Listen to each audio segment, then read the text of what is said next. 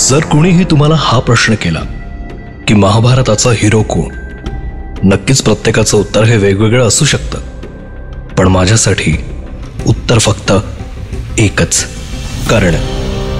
सूर्यपुत्र कर्ण, सूतपुत्र, कौंतेय, अधिरथ पुत्र, राधेय, शोणचा भाऊ, अशी कित्येकच नावं, पण माझ्यासाठी एकच, महारथी कर्ण.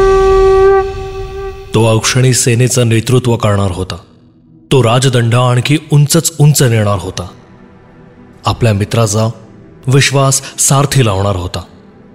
पितामह भीष्मांना चुकीचं ठरवणार होता. हस्तिनापुराला विजय मिळवून देणारा होता.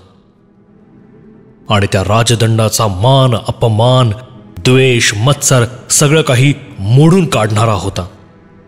महाराज धृतराष्ट्रांच्या विश्वासावर सार्थ ठरणार होता. पुरोहितांनी कर्णाला विधीपूर्वक सेनापती केलं आणि मग तो पुढे निघाला, राजदंडाचा मान राखायला, हस्तिनापुराला विजय मिळवून द्यायला, कुरूंचं नाव जगाच्या नकाशावर कोरायला. एक सूर्यपुत्र, कवचकुंडलधारी वलय असणारा कर्ण. तुम्ही ऐकत आहात महारथी कर्ण आणि मी आहे अनुराग.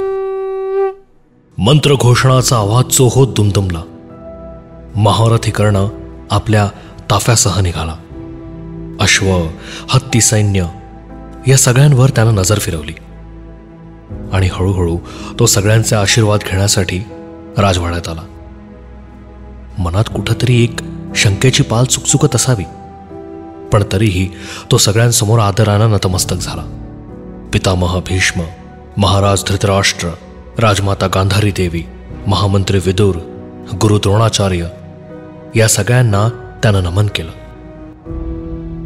संपूर्ण कुटुंब अगदी स्तब्ध तसंच उभं होतं. तो राधामातेजवळ गेला. त्याच्या कवच कुंडलाला हात लावत त्याचे दोन्हीही गाल आपल्या दोन्हीही ओंजळीत पकडत राधामाता म्हणाली, काळजी घ्या आणि शोणाला एकटं टाकू नकोस बरं. तिला नेहमी शोणाबद्दलची कुठेतरी भीती असायची, पण कर्ण त्याच्याबरोबर आहे म्हटल्यावर तिची ती भीती नाही शिवायची. कुटुंबाचा मोह हा आवरता आवरत नाही, पण जेव्हा कुरूच्या मानदंडाचा प्रश्न असतो तेव्हा ती सोडावीच लागते. मनावर ताबा ठेवून कर्ण आणि शोण पुढे सरसावले. आपल्या सैन्याला उद्देशून दिशा दाखवत तो गरजला, पांचाल राज्य. या आभाळभेदी गर्जनेनं सगळ्यांना स्फुरण चढलं. मागच्या 4 औक्षणीय सैन्याचं अगणित मुखातून फुटलेल्या जय जयकारानं राजवाड्याच्या भिंतीवर सुद्धा रोमांच उभारले. अंगराज कर्णाचा विजय असो, अंगराज कर्णाचा विजय असो. कर्णाच्या रथाचा सारथी शोण होता. त्यानं छोट्या मीनूला कडेवर घेताना हवेत उंचावताना म्हटलं होतं, मीनू, तुझ्या बाबांना सांग हा, माझा रथ अगदी व्यवस्थित हाकायचा. न कोण जाणे, कर्णाला शोणावर जरा एक वेगळाच विश्वास होता. शोणानं आसूड आपल्या हाती घेतले आणि तोच दुर्योधन पुढं होत म्हणाला, मित्रा, तू प्रत्येक समयी नेहमी माझ्यासोबत होतास. सरसमयला माझी तू ताकद आहेस. मानदंडासाठी घेतलेला ध्यास पूर्ण कर. जा, निधड्या छातीनं शत्रूच्या छावणीत शिरून अभेद्य कवचानं सगळं काही भेदून टाक. दुर्योधनाचा विश्वास कायम करत त्याला आलिंगन देऊन हळूहळू सर्व नौका पाण्यात आल्या. अनेक गगनभेदी प्रवासाची सुरुवात झाली. 20 मैलाचा प्रवास पूर्ण केला आणि त्यानंतर भद्रावती नगर आलं.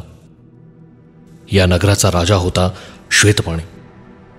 गुप्तहेराकडून त्याला आधीच माहिती मिळाली की दिग्विजयाचा ध्वज उंचावण्यासाठी निघालेला कर्ण कुठल्याच क्षणी माघार घेणार नाही, किंबहुना तो कधी हारणारही नाही. हे कदाचित त्याच्या लक्षात आलं असावं आणि म्हणूनच युद्धप्रसंग टाळण्यासाठी, स्वतःचं राज्य वाचवण्यासाठी आणि स्वतःचा जीव वाचवण्यासाठी सुवर्ण तबकात हिरे माणिक घेऊन अमात्यांबरोबर आला. दिग्विजयाची सुरुवातच इतकी शुभ होती की भद्रावती नगराच्या शरणागतीनं सर्व सुखावली होती. श्वेतपाणी सुद्धा आता सुखरूप होता. पांचाल देश गाठताना पुन्हा गंगा ओलांडावी लागणार होती. चालता बोलता ताफा जणू एखाद्या नगरासारखाच भासत होता. कांपिल्य नगर, पांचालाची राजनगरी आता स्पष्ट पुढं दिसत होती. सेनापती कर्णाची गगनभेदी गर्जना आता होणार होती. संहार होणार होता, वर्षाव होणार होता. जिंकण्याची, ध्येयाची, राजदंडाची, मान अपमानाची, द्वेषाची, मत्सराची, सगळ्यांचा आता हिशेब होणार होता. महाभारताच्या एका मोठ्या युद्धाचा प्रारंभ होणार होता.